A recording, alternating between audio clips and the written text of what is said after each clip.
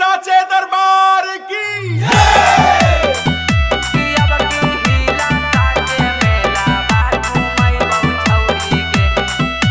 माँ Shitala recording studio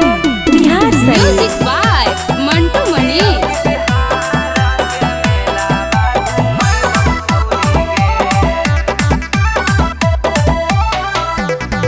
मनमा के सरदा हम पुरैबहु छौरी गे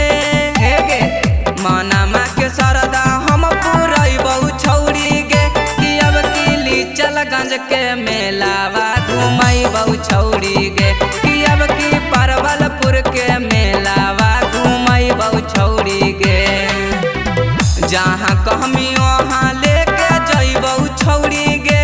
सुनी गे जहाँ कहमी वहाँ लेके जइबहु छौरी गे कि अब की हिलसा के मेलावा घुमैबहु छौरी गे कि अब की बिहार के मेलावा घुमैबहु छौरी गे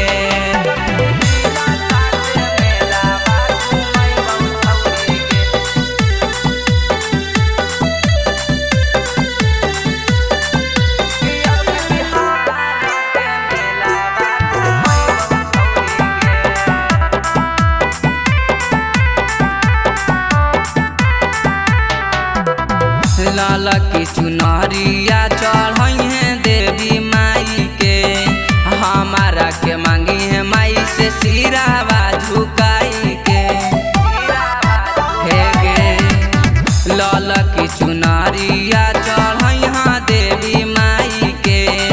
हमारा के मांगी है माई से सिरावा झुकाई के और सुन सरकस के खेलावा देखैबहु छौरी गे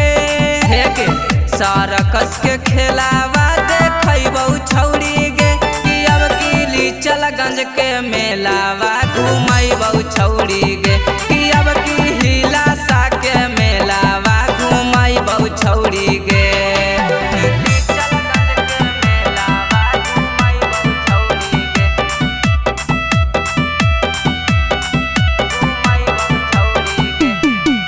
म्यूजिक बाय मंटू मणि।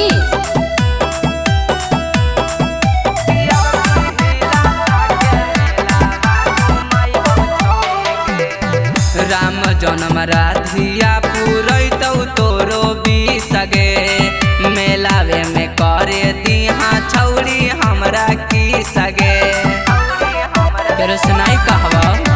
राम जनम राधिया पुरैतौ तोरो बिसगे मेलावे में करे दिहा छौरी हमरा की सगे कौन भूल के जीवा सूरजा कन्हैबा झूला झूलैबे करतौ गे